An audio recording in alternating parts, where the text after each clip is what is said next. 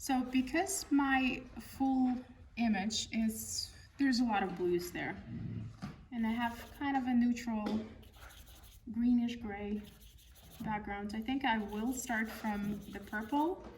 So I'm going to be using magenta and ultramarine to do my initial drawing.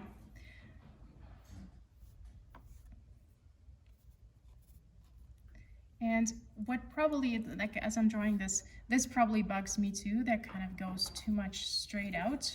I might change it slightly into a little bit more dynamic composition. And definitely my church is the tallest one.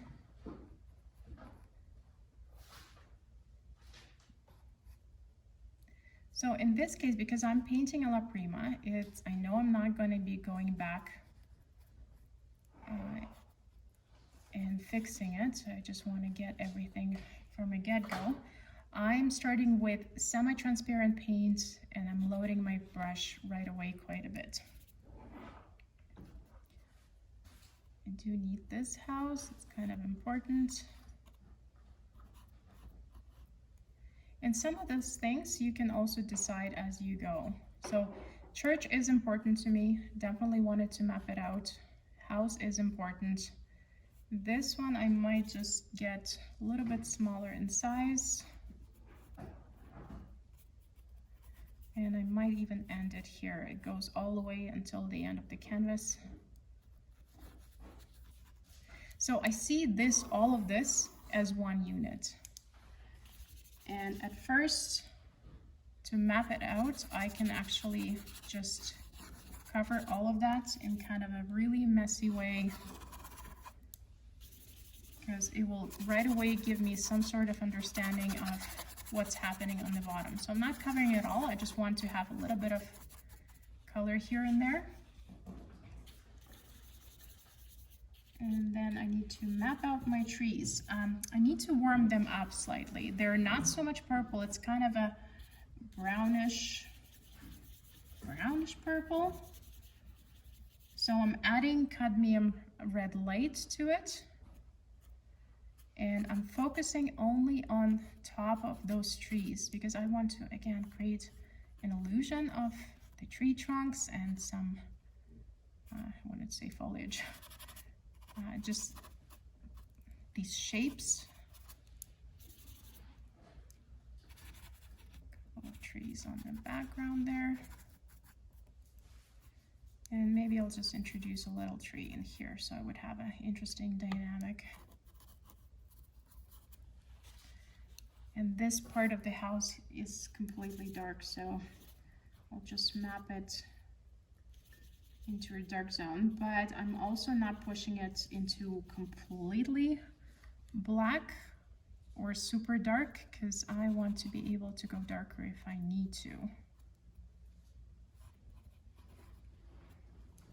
And this color is also somewhat of the brownish. It kind of picks up a little bit of that color of the trees. Okay, I'm not going to worry about this now. Maybe I'll put some red right away, going back to cadmium red light and just putting some marks of these brighter colors there. And the next step is going to be just blocking out my skyline before I go into more details. So it's kind of, it's going to be glowing more here and going into much calmer type of color. Indian yellow is definitely going to be my go-to. And I'm going to add a little bit of white to it. And first thing, I will start determining these super bright spots. They might not even stay like that. But what I want to see in the very beginning is this color contrast as well as tonal contrast right away. And then everything else will go slightly more redder. So I'm adding a little bit more of the cadmium red light, which pushes it slightly more into orange. And at this point, what I'm going to be doing is keeping my edges soft. So it's, remember that blending technique that I showed you in the beginning? Is when you're meeting those colors together, but you're not going back and forth. You're just going on the edge of each color.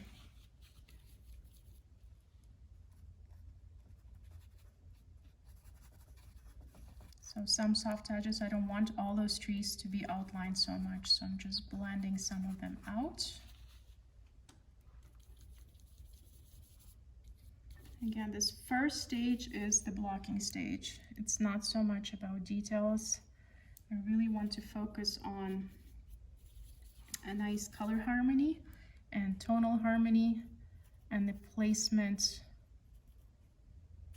of the switches of these contrasts, and kind of trying to map out where my harsh edges are going to be and where the soft ones are going to be.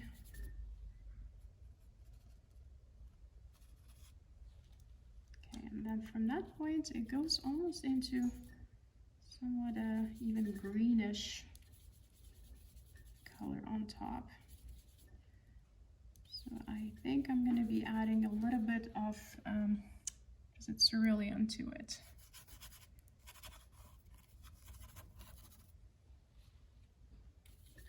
So this time I'm going more opaque, just even pushing it more into cerulean, almost into green.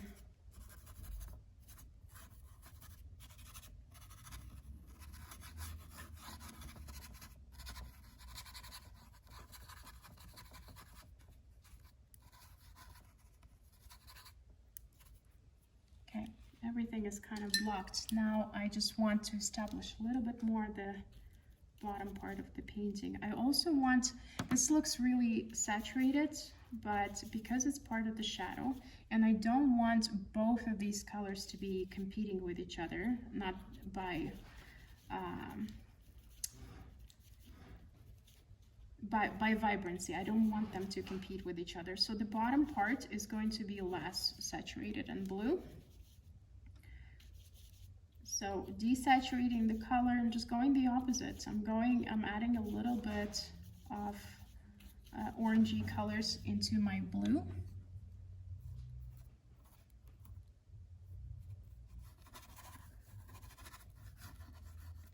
So it wouldn't be so striking. Still focusing on a lot of different texture, even though it's just I'm working with just one color. Using my brush sideways, I can really manipulate it and to introduce a lot of illusion strokes. Okay, and then I will start going slightly lighter on the rooftops and finding all these lighter spots on the bottom. So this time I'm adding a little bit more of cerulean blue. Still using a very big brush. And because I'm starting to layer things and everything is super wet, I need to be careful not to go too many times at the same spot, because I will be taking too much of the previous layer. Plus, when it starts mixing with orange, just going to be a really muddy type of color.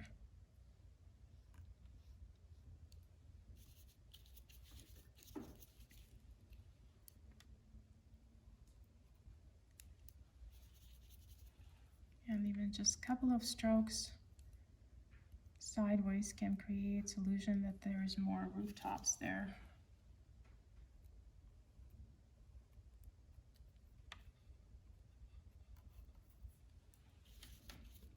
And I also, as we were talking in the previous classes about color harmony, so I have this greenish color.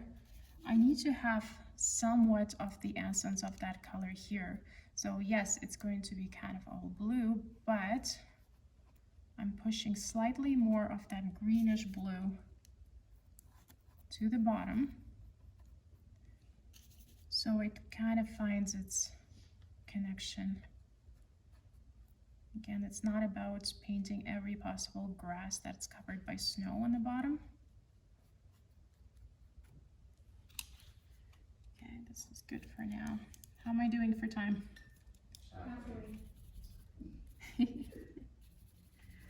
Okay, and then going back again to the top part, and I'm going to start dealing with my trees, and some of the tops of the trees I still want to soften, and at the same time, as I brought some of that green color down, I also want to bring a little bit of that purple up into the trees. So it was mostly brown. Now I'm gonna try to bring a little bit of purple. Hopefully it will add slightly more of harmony in there. Again, even with trunks, just brushing them in slightly, gently touching the previous coat.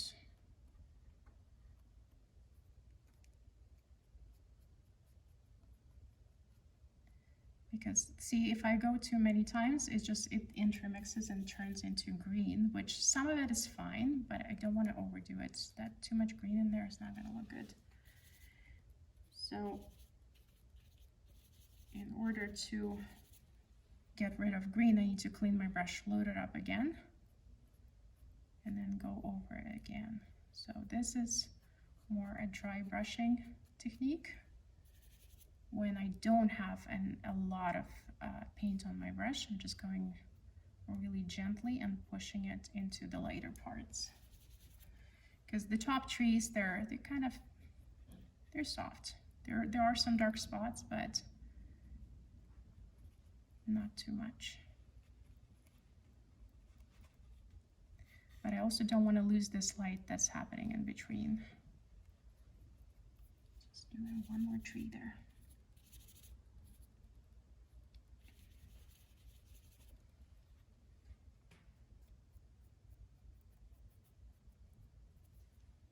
And this one is probably going to be a little softer. That will allow me to push it back into the distance. Okay, there is a chimney there that didn't paint. Let's paint the chimney, and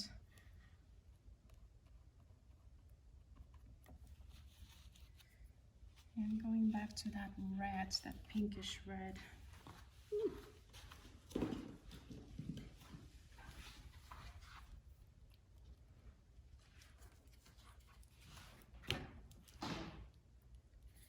So what I want is almost a peachy color. I'm going to take a pure cadmium red light and some white.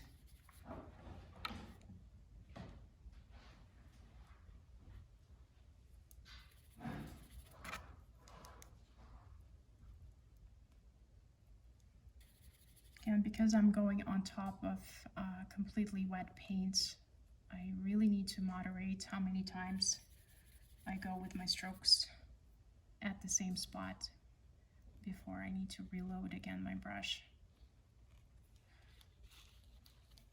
Okay, and some of that pink, I think, even reading on the other side somewhere here.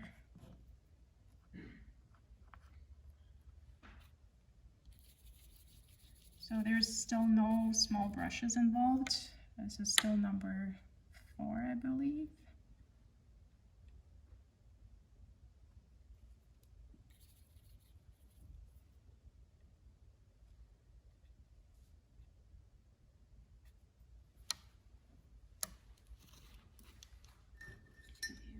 To put some windows in those houses.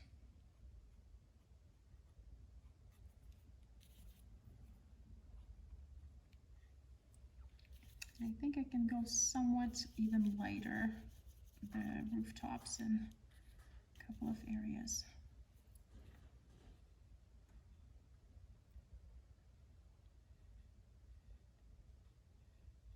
Just to bring them out a little bit more.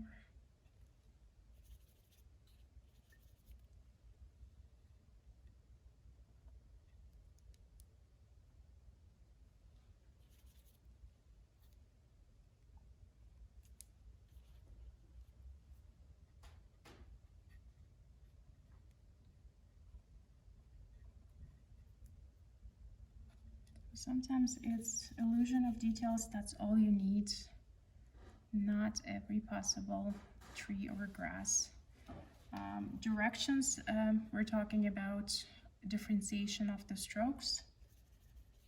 So some of them can be really big and bossy, and then by switching to slightly smaller brush and still loading it, will give you completely different texture.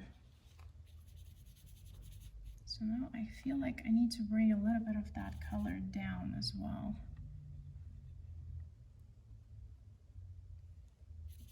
Just for it to start connecting slightly more.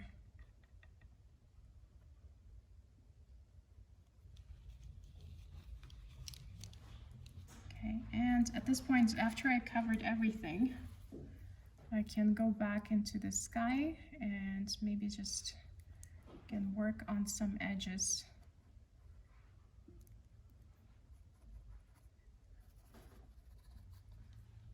And some of that spot probably can be lit up even more. So I'm going back into my Indian yellow and white.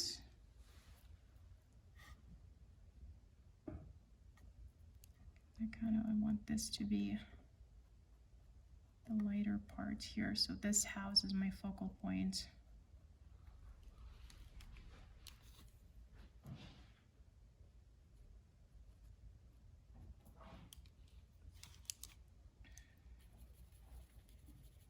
Okay, and I also feel that I probably can lit up that part just a little bit more in here.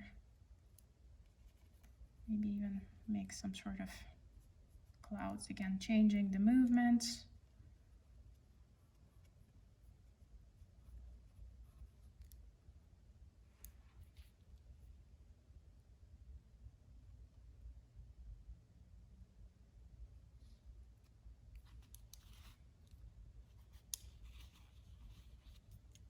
Okay, this seems to be really dark now. I feel like I want to bring a little bit of highlights, just a little red in there.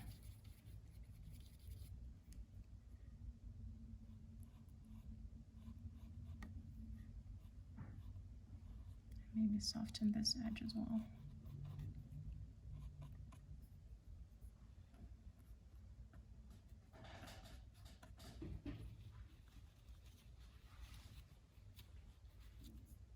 Okay, and since I have this light in here, I can probably even softer these relationships here too.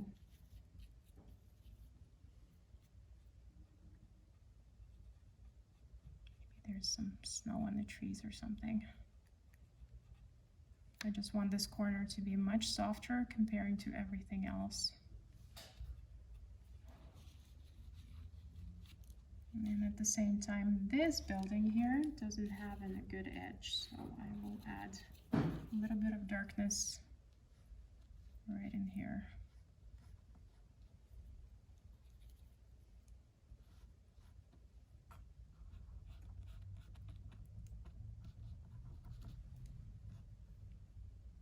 Not 1 minute.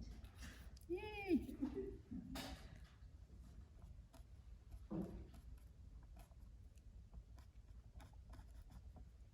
You know what happens in that 1 minute? You can overwork it.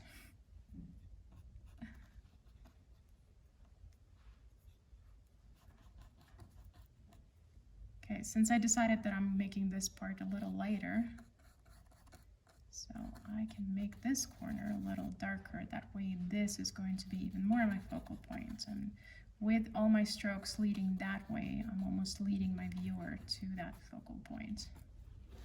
Brushes are falling.